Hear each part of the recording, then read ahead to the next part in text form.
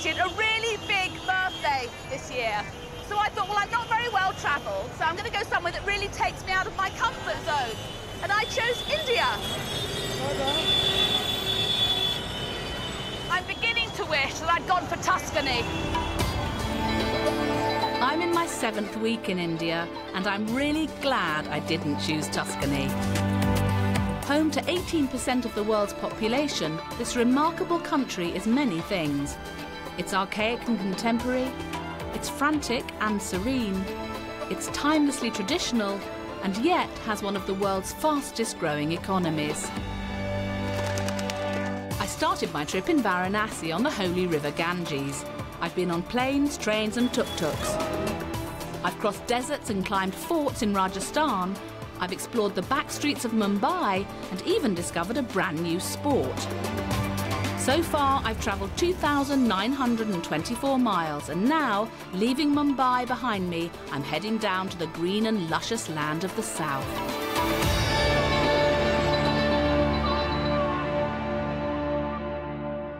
My first stop is Mysore, the City of Palaces. This flamboyant city in Karnataka is famous for its bazaars and stunning monuments. I've arranged to meet a Mysore resident known as Snake Sham, snake catcher, conservationist, cum driver. This is my old car. Lovely car. 1985. Sham, I later find out, turns out to be something of a local celebrity. Mysore's a very beautiful town, isn't it? Mysore is a very beautiful town and very historical town. So many palaces are there in Mysore.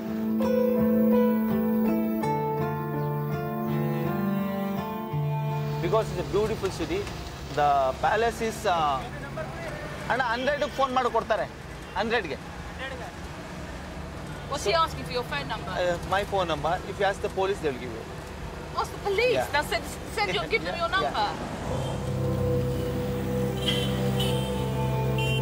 Best human being you can find across the globe. This is the best human being I could find across the globe. Yeah. Wow. He's very deceptive. There's a lot of things we have to learn. Isn't that nice? What shall I do? They all love you, don't they? Yeah, it's a problem. They love you so much. Everybody like that only. Because I am doing this snake work from past 1982. From past 28 years, I am rescuing snake in Mysore. So the people, everybody, they know about me. Do you like snakes? Yeah. Because it's a eco-balance. Yes. Yeah. Snake will swallow the rats. In 100 kg, 40 to 50 kg of food grains are spoiling by rodents and rats. So it is eating the rats and saving our food. So it's a eco-balance.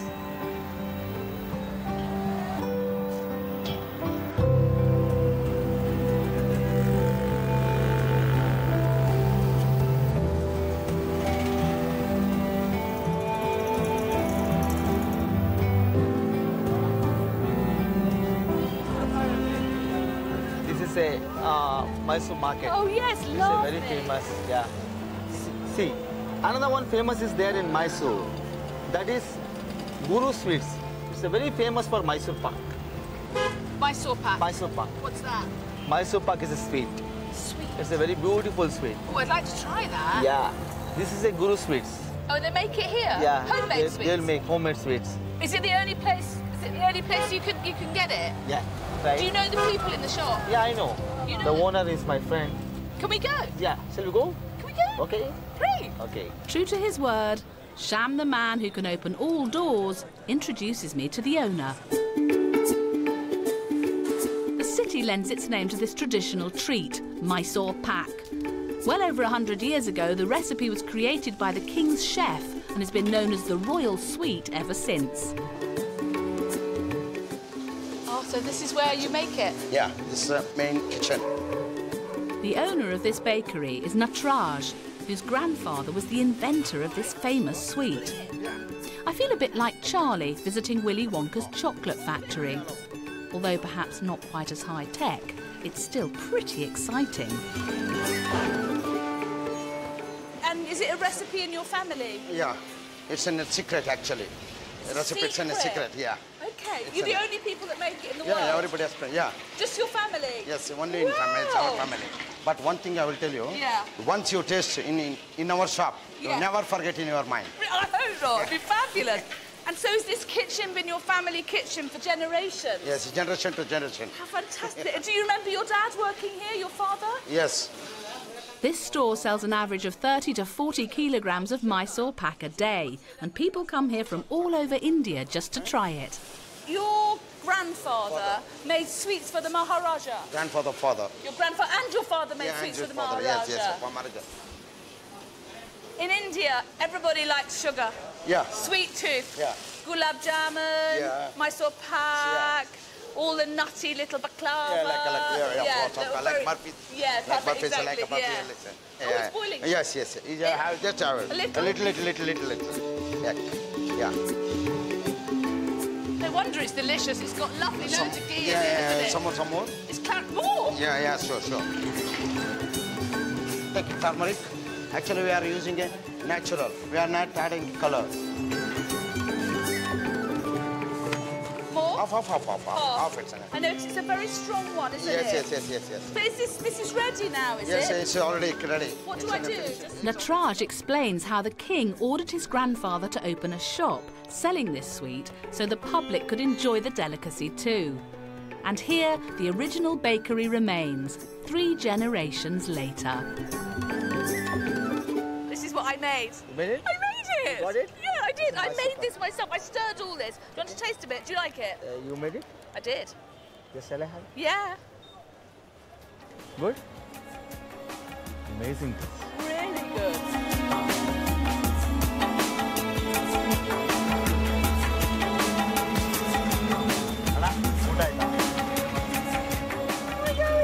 We're going. You can't stop us. I've never touched a snake. I've seen little tiny snakes at home, little grass snakes. Okay. You know, they're lovely. But I've never seen a big snake. Would you have any snakes at home? I'm having 8 to 10 snakes with me. I will take you to With you? Yeah, it's backside. See here, it's here. Now? Now. Yeah. They're in the boot. I'll put the snakes in the cotton bags. Don't worry. Yeah, you don't want them loose. Yeah. Not in a car. No. You're crazy. It won't come out. It'd be madness, wouldn't it? One thing I'll tell you. Unnecessarily, if you harm to it, it will harm to you. You want to be careful about human beings, not about snakes. Yeah. No, I take your point. Yeah. Today is hot. Very hot.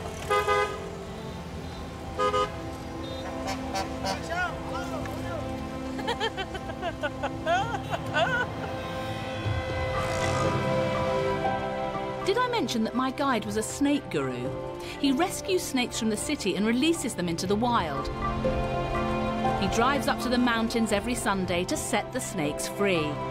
Away from civilization, this is the safest place for them, but definitely a no-go area if you're out for an afternoon stroll in open-toed sandals. Oh, it's a double bagger, this one. No, 3 bags for viper. 3 bags for a Because, viper? And if a viper bites you, will that kill you? Definitely. He's quite wiggly. It's highly hemotoxin. Hemotoxin. Yeah, the place will become gangrene, kidney will be failure, pituitary will be hemorrhage. Please don't let that happen Yes, to me. too. Don't let that happen to me. Don't give me gangrene up on a hill. I don't want a hemorrhaging kidney. Yeah. I've still got to get to Uti. See the viper. See the viper. See the viper. God, it's beautiful. It's beautiful. Isn't it beautiful? Viper, go up there. Yeah, viper. Oh, wow. Oh, he got close up there. Yeah. He's gone. Yeah. What is Christ? What sort of snake's that? No, what do you mean, no? Come, hold it. Hold it? Hold it, hold it. Hold it. Will you hold its head? Yeah, hold it. It's blimey. It's strong. It's Yeah, furious. See, the muscles is very strong. Does it mind me holding it like this? Yeah. It doesn't like it. Don't bring its head too close make it to me. loose, make it loose. Make it loose, okay. Loose, Oh, okay? Christ, that's its No, head. no, don't worry, don't worry. Darling, I'm not sure I'm ready for this. I'll give guarantee. Come, friend, okay. come.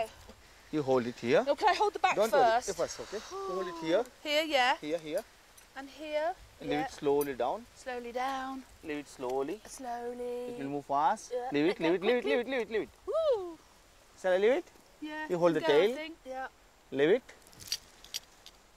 That's a rat snake. Rat snake. Does it eat rats? It swallows rats. You see, in 1 year, it swallows nearly 280 to 300 rats. Brilliant snake. It's a very good farmer friend. Yeah, the farmer's friend. Farmer's friend. What have we got in here, Sham? It's a cobra. It's a cobra. See, this here, it's coiled. It's coiled, yes. Wow, Jesus, Mary and Joseph, that's absolutely... Look at that snake.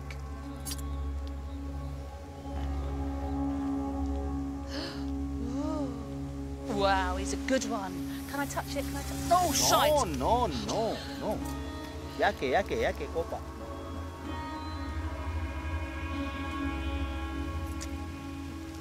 Well, to be honest, I'm not sure we've got much control over the snake at the moment.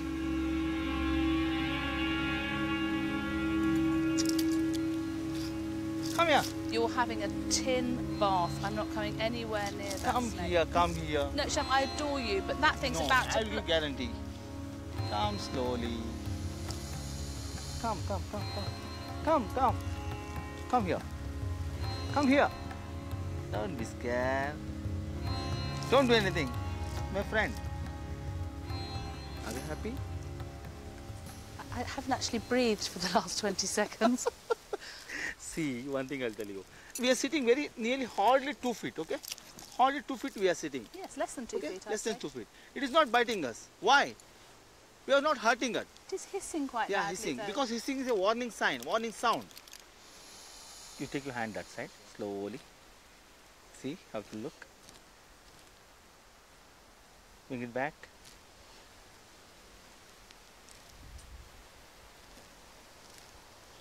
I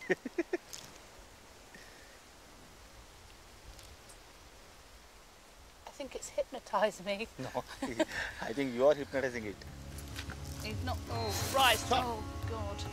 Can you... Oh, my God. Can I get out of this place?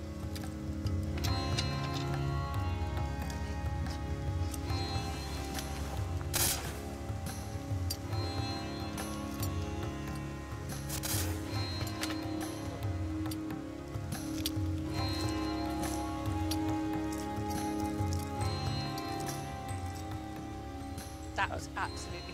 That's frightening, man. Are you happy? I don't know if happy covers it. When a cobra does that, all that stuff, and it sounds like it's going to go for you, do you get no adrenaline? You're not frightened? No, because why? No, I know about snakes, how it will act when. Yeah. So I touch very slowly. If I touch it hard, it will bite. The main thing is handle with care, gently. Is that why you stroked it on the back of its little head? Yeah. Does it like that? Lightly, like this. Does it like that? Light. If you hold it like this, it will turn and bite. Okay. So be always careful. Yes. If you come to Mysore and you don't look up Sham, actually you won't have to look up Sham because he'll be in Mysore and you'll know he's there because people will be screaming hello at him and waving from motorbikes, and there'll be huge crowds of people in the market surrounding him because he is, as the man said to me, he's a great human being.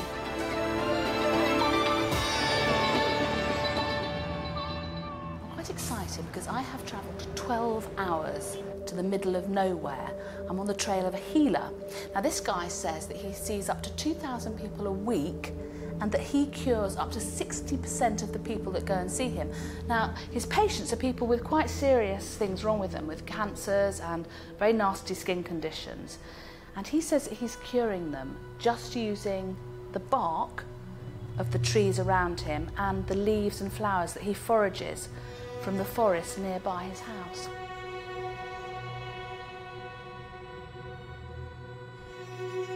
His name is Vajjamurti, and he sounds absolutely extraordinary. It's taken me a whole day to get here, but I'm fascinated with alternative medicine, so nothing was going to stop me tracking this guy down. I'm in the Malnad region of India, in Karnataka, and I'm not the only one on a mission to meet this man.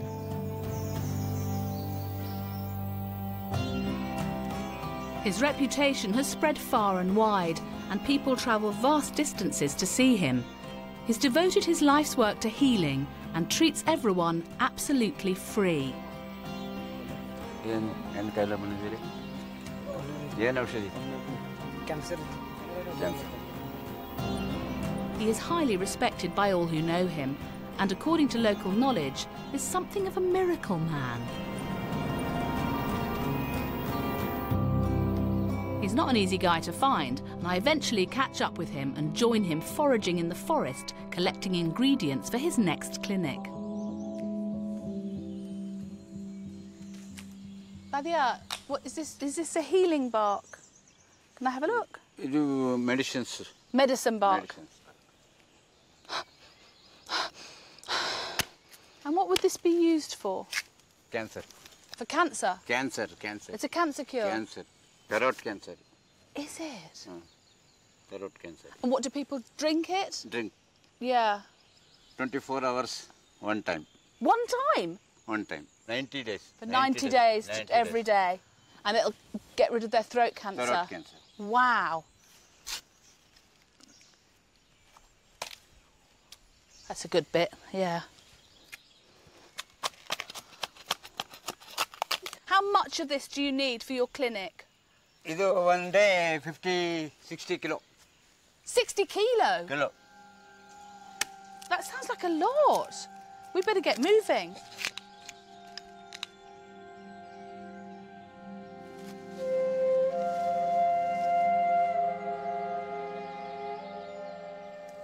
Thyroid cancer ಇದು thyroid Thyroid cancer.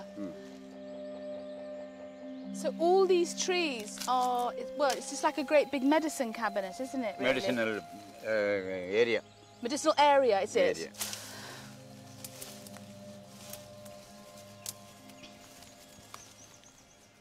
Blood cancer Blood cancer. Blood Leukemia. ಲುಕೋಮಿಯಾ Yeah. This, and this, wow.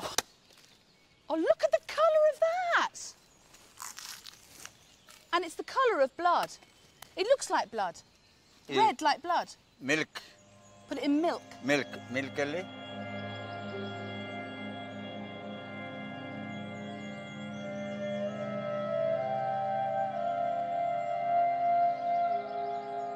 Harvesting over, and with a sack full of potential cures, we head back to Vajramurthy's house, where his twice-weekly clinic is due to open.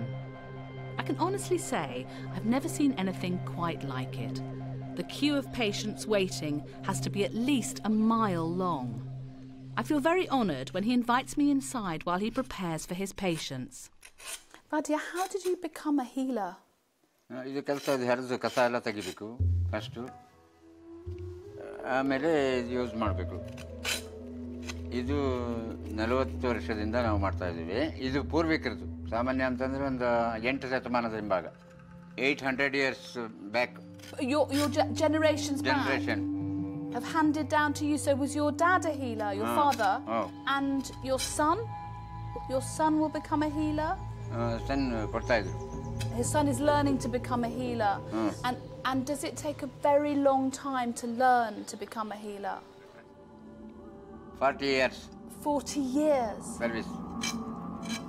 When somebody walks in to see you and they say, I've got a pain, how do you examine them? Is it just visual examination? Small reports. Small reports. Yeah, so they usually bring a medical report with them and you'll have a look and then you'll give them something based on the medical report. I see, I understand. Do people just come from India or do they come from all over the world? ಅಮೇರಿಕಾದವರು ಬರ್ತಾರೆ ಕುವೈತು ಇರಾನ್ನವರು ಬರ್ತಾರೆ And any from England? England ಮೊನ್ನೆ ಇಂಗ್ಲೆಂಡ್ನಿಂದನೂ ಬಂದಿದ್ರು ಒಂದು 3-4 ಜನ ಅವ್ರ address ಇದೆ ಮತ್ತು ಜಾಗಮಾರ. What would you say to people who don't believe in this sort of medicine? ನಂಬಿಕೆ ಇಲ್ಲದೆ ಇಲ್ಲಿ ಬರೋದೇ ಇಲ್ಲ. ಪೂರ್ತಿ ಜನರಿಗೆ ನಂಬಿಕೆ ಇದ್ದೇ ಬರ್ತಾರೆ. ನಂಬಿಕೆ ಇದ್ದೇ ಇಲ್ಲಿ ಬರೋದು ಅಂದರೆ ಕಾನ್ಫಿಡೆನ್ಸ್, ಫುಲ್ ಕಾನ್ಫಿಡೆನ್ಸ್ ಇಟ್ಕೊಂಡೇ ಇಲ್ಲಿ ಬರ್ತಾರೆ. 90% confidence. Okay, good. Yeah, of course. Yeah, it makes sense, doesn't it? Why would they come if they didn't believe in it? Yeah, no, that's good. Good answer. Just before the doors opened, I couldn't resist asking Vajra about my own ailments. Well, I'd have been crazy to let the opportunity pass. I've got, I think, This might be a bit of arthritis or rheumatism. Is that what it is? Yeah. Is there something for rheumatism?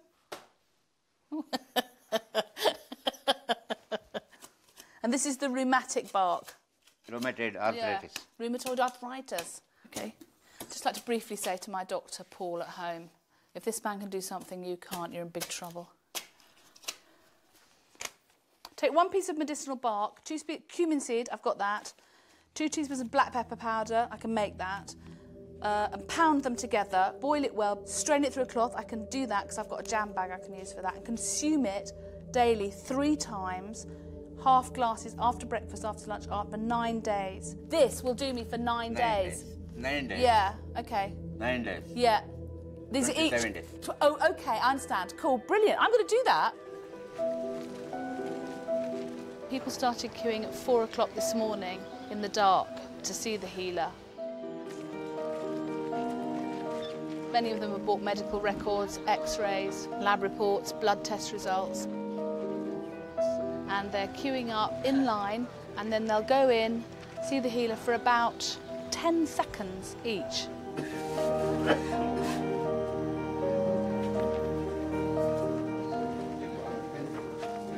ಬಿಸಿ ನೀರಿನಲ್ಲಿ 5 ಚಮಚ ಗಂಧ ಮಾಡು, 2 ಚಮಚ ಜೇನುತುಪ್ಪ ಹಾಕಿ ವಾಂತಿ ಆಗತ್ತೆ ತಗೊಂಡ್ರೆ ಆಗ್ಬೋದಾ?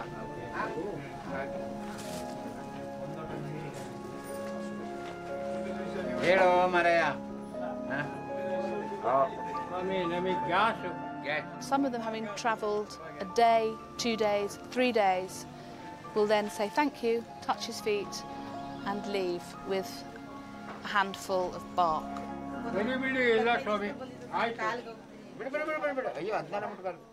I said to him, you know, do these things really cure people? And what he said to me was that a lot of the people that are coming here, he's actually their last resort. They've tried everything else. They've tried conventional medicines. They've been very ill. A lot of them know that they're near death. And he said, I give them this medicine, and 60% of the time it works and it makes them better. And the other percent of the time, I know what I give them is hope. And he said, and actually, that's more powerful than any medicine. Cancer. ಏನು cancer? ಇದೆ ಊಟದ ನನಗೆ Esophagus. So I think that's why there are up to 1,000 people here today. It's not just to get the medicine, it's to get the huge amount of warmth and kindness and humanity and hope that he gives them.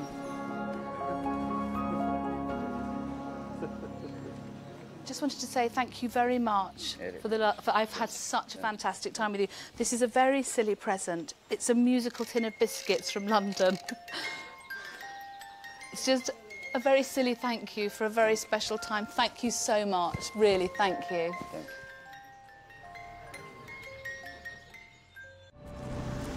I'm on my way to Uti, and I'm climbing all the time on these roads, and I've just seen a sign that says there are 36 hairpin bends before I get to my destination. It's in the state of Tamil Nadu. Uti. Oh, this thing's coming the other way now. It's quite frightening. Uti was settled by the British in the 1820s, and they came up here, had their government headquarters made up here because it was so much cooler than down in the valleys. Consequently, the tea does very well up here. It's great tea growing country, and quite close to that van. Okay. And it's great dairy country as well. They have a lot of cheese made here, a lot of milk. Chocolate's big here, apparently. When the British were here, they called this the Queen of the Hills because it was the most beautiful part of the country and the most beautiful place to be.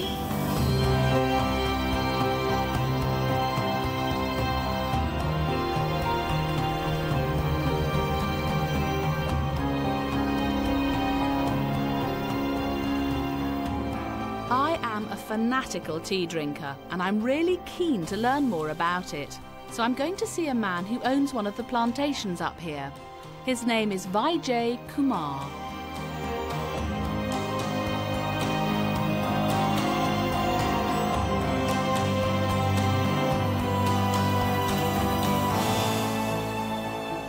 are going to pick some leaf. Lovely. You need to pick 2 leaves and a bud. Okay. And your hand needs to go. Come. Start. Okay. This way. Right. Now, work's mainly done by the women folk. The women folk, yeah. And it's because they've got more patience. Oh, that's right. It's because they've got more patience. Yeah, because you need to choose your leaf and then pick your leaf. Is it not just because the men can't be bothered? No. And how many hours do those ladies pick tea? Close to 8 hours a day. It might be raining, it might be wind, but they'd go on and pick for 8 hours, and they'd pick up to about 60, 70 kilos a day. A day? Yes. Well, how many rupees will they get for a day's work? They could get up to about 200 rupees. Okay, so that's probably quite a good wage around here, is it? Yeah. It's a very good wage. What sort of tea is this? Is this a native Indian plant? Or? No. This is hybrid China. So these make the wonderful tea. Vijay explains that the tea they grow is from tea bushes originally brought here from China. The tea produced at this plantation is auctioned and then exported, mainly to Europe. This is where the tea that's picked comes for the first part of the process? Yes. And then this is dried, is it, here? Yeah, it's dried and it's allowed to lose about 40% of its moisture content. Okay. And if it's rolled into a bowl, into a tight bowl, it must be as a whole bowl. So is that not quite ready? Yeah, not yet. So it has to stay tight, and then you know that it's lost enough done. of its moisture. Yes, yeah.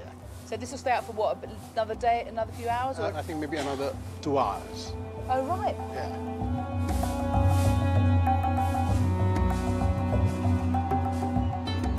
The plantation still uses the traditional method of producing tea, and the equipment hasn't changed since the early 1900s.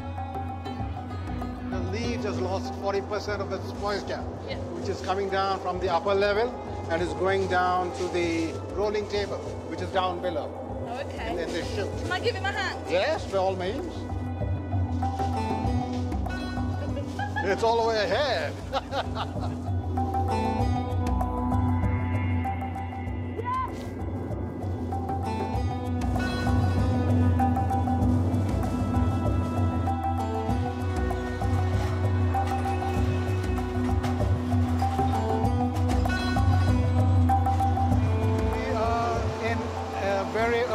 Factory, maybe about 100 years plus. Wow, it's that old, is it? Yes, and it hasn't changed much over all these years.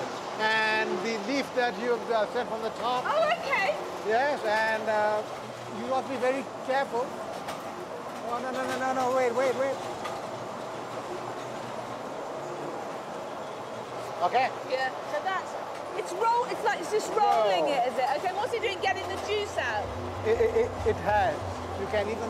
It's a lovely smell, isn't it?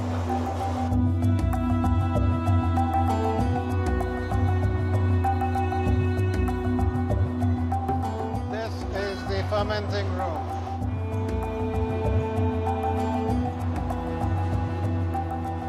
I've seen the whole process, from picking to drying, crushing to fermenting. And finally, it's time for the much anticipated taste test.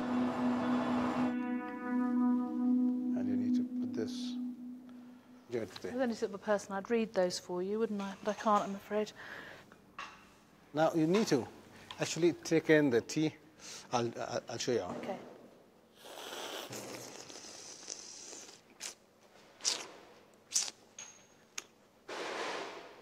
Okay. Twirl it around. It's a wonderful tea, this one. I've drunk it. I swallowed it. Yeah, I cannot stop. You drank it. I did. I meant to spit it out. It's really delicious, isn't it? It's good. Yeah. Hang on. Roll it in your own. I've drunk it again. God, that's nice. It's a really good tea, isn't it?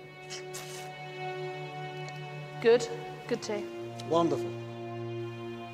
As a little girl back in the 60s, doing my project on tea growing in India, I never really imagined that I'd ever actually come here and watch women picking their tea in the fields, their 2 leaves and a bud. And it's been wonderful to do that. Ooty's a very, very beautiful place.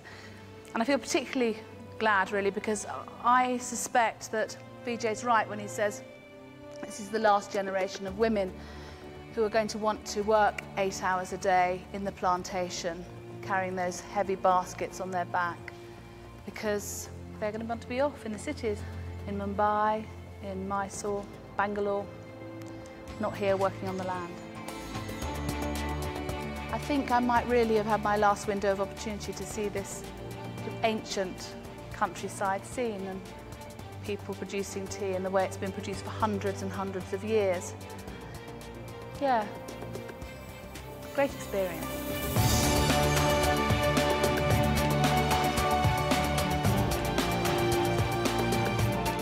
It's time to move on, and I'm heading for Kochi, a major seaport in Kerala, which has been drawing traders and explorers to its shores for over 600 years.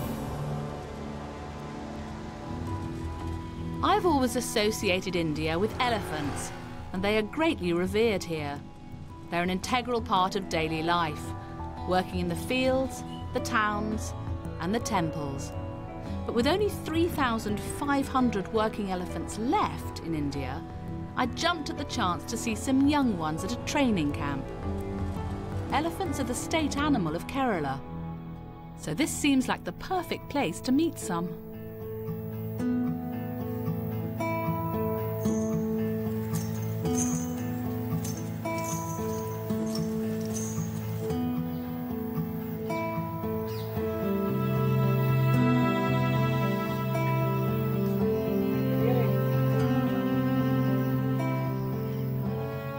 It's morning bath time for the elephants at the camp, and I'm lucky enough to catch them mid-wash.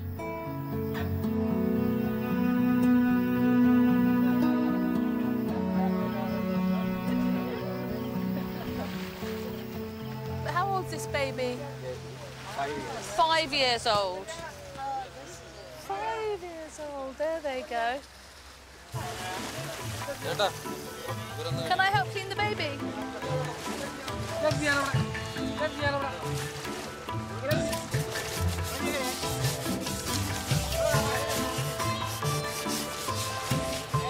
so sweet. Sweet Angela. She likes her ears done. This is your elephant? Yeah. Oh, she's tickling me. These elephants are being trained to be at ease around humans so they can be hired out for religious festivals. They're also learning how to pick things up with their trunks and be generally helpful to local workers and farmers.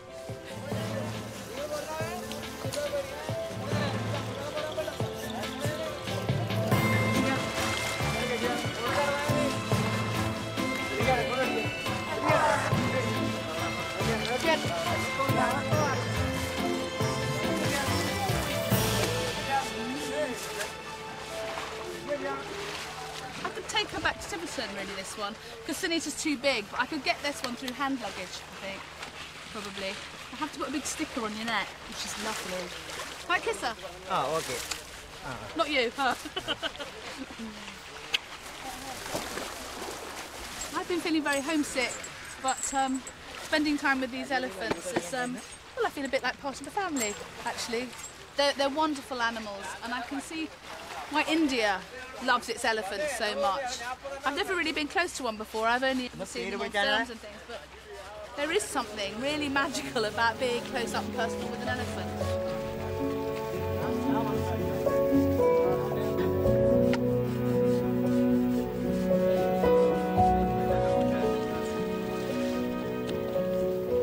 They never forget.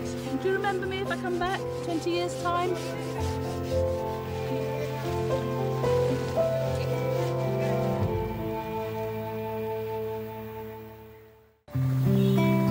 I'm in Kochi, also known by its colonial name, Cochin. Family is at the very heart of Indian culture, and where there's family, there are kids. It doesn't surprise me to learn that spelling bee competitions are hugely popular in India, and the whole family get behind the child involved. I've been invited into the home of the Nambiar family, whose 12-year-old son, Anant, is competing in a spelling bee at his local school. How many times have you entered this competition? For the first 5 to 6 years, I've been doing this. Oh, wow. So you're quite experienced. Yes. How have you done before? Have you done okay? Yeah, I've done okay. Sometimes I reach the national, sometimes the international. Did you? And this year, how do you think you're going to do? I don't know. I don't know who's gonna come, what awards they're gonna give me. So it's just unknown. Luck of the draw, really. Yes. The competition begins at school level and is the first step towards the international championships, so it's a very big day. Do you have a kind of method of learning? No, I don't really have a method. Just look at the word, I just learn it. Okay, then I try to visualize it and then tell it out. This is tricky. Pulmonary. Pulmonary. Perfect. It's quite a little buzz about him, isn't there? He really is going to go places by the looks of it. You know, I take pride in the fact that if people come to know me as Anand's father, you know, rather than being Manoj, if someone tells me, oh, this is Anand's father, I take pride in that. Yeah, exactly. I don't blame you. He's great. Mechanic. Mechanic. You're so cool. Now, rumour has it there's a very gifted little girl in this grade as well. Who's that? Yeah, that is Risha. Risha. Yeah. Risha She's terrific. She has a taste for language. She's already completed about 100 poems in English. Wow. In fact, I spoke to her dad a couple of months back. He's thinking of getting a couple of his poems published. He's on the lookout for a publisher who can publish them. Surplus. Surplus. Yeah, you're going to walk it. I think Anat's going to do really, really well. It's very interesting, actually, because kids seem to be really fascinated by spelling. It's not something I've ever come across before. I suppose there are kids at home in Britain who are interested in spelling. Not you, though, is it, Emily?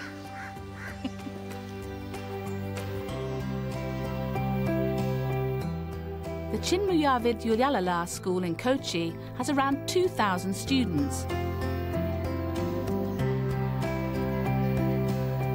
Everyone is gearing up for the big event, and at least 200 children will take part. Come on, babies. Rach, go on! Come on, Rach.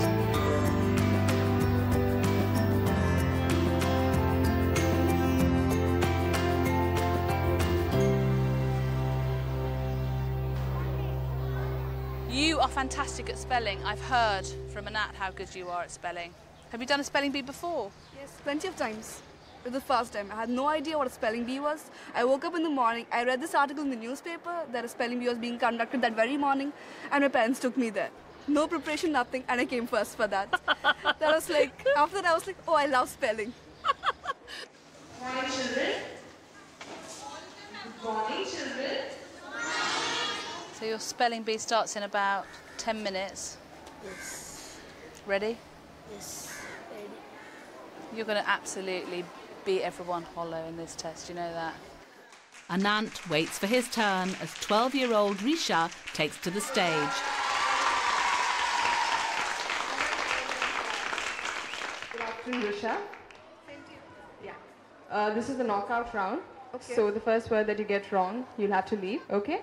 So your first word is gullible. G-U-L-L-I-B-L-E.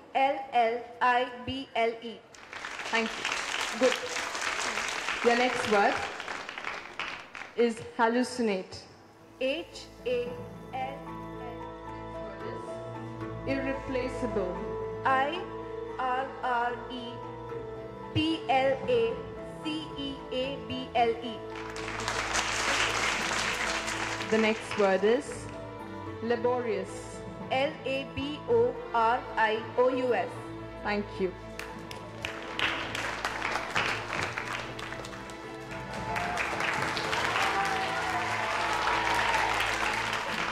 Okay, so you're the Mr. Popular guy. Huh? No. Great. Okay, so I'm sure you don't want to disappoint the audience here, all right? Okay, all the best. Your first word is gullible.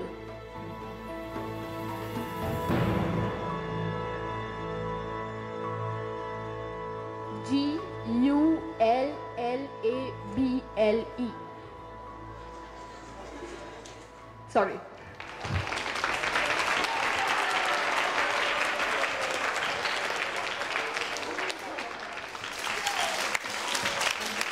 He was robbed. You were slightly thrown by gullible there, weren't you? You were right about it. Yes, I'm all right. Next time I'll try harder not to make that one wrong. G-U-L-L-I-P. It's been so wonderful spending time with these adorable children, and I'm going to miss them horribly. They've made me feel so welcome.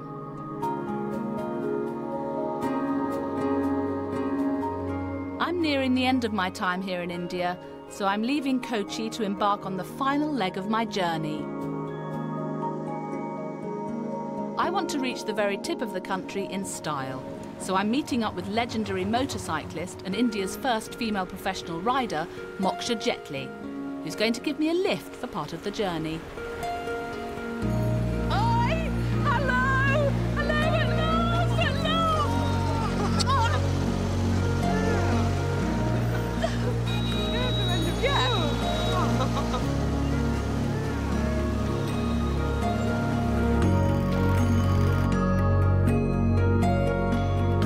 Beautiful, huh? It is beautiful. It's absolutely beautiful.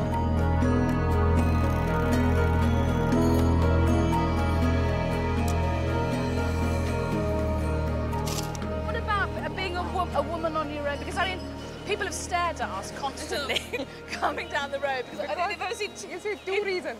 Yeah. Because I was as a woman riding, and you as a foreigner. A foreigner, yeah. Yeah. But you never get any hassle when you're driving? No. Really? No Never. people treat you Never. properly? No. Everywhere I go, people just love it. Yeah, they sometimes gather around me, ask me questions. I am the first Indian and professional in motorbiking. People, like women do like go locally, they go on the bike sometimes, but not free to move the way I do. No. Why is that? It's a family pressure. Nobody allows you. There are women in the UK, women do ride bikes. I don't think it's as many as it is men, still even now, not as many, but there are women that ride bikes. So I don't think it would be shocking in the UK, but here, it seems to really take their breath away, particularly the other blokes on bikes, really.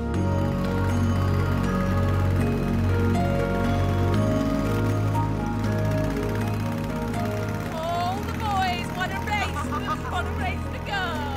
Kanyakumari is a popular pilgrimage place, and people journey there to bathe in its holy waters, where three seas meet: the Bay of Bengal, the Indian Ocean, and the Arabian Sea. Soon we'll be at the tip of India, the very, very tip. Yeah.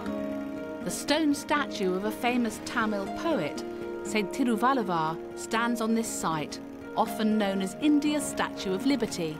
It's a symbol of spirituality. This is it. I made it. This is the end. Not just of my journey, but this is the end of India. This is the very tip. Kanyakumari. I wanted to do something special this year. I turned 50 and I set myself a challenge. I'd never really travelled very much, so I thought, yeah, I'd take a big, bold step and I'm going to go to India. And I've done it. I've travelled thousands and thousands of miles. But even though I was scared of coming here, and I was a bit scared because I'd heard lots of those usual sort of horror stories, those warnings. People say, oh, don't go to India, you'll have Delhi belly. Well, yes, I did. I have had Delhi belly. I had a couple of days where I was a bit poorly, but in fairness, I've been sicker with something I've eaten in Luton. I have had the most incredible generosity. I've had incredible generosity from people who have a lot to give and give it, but I've also felt incredible warmth and had generosity from people who have absolutely nothing and still give it. And I think that's why I'll come back sooner rather than later, because I have really connected with it here.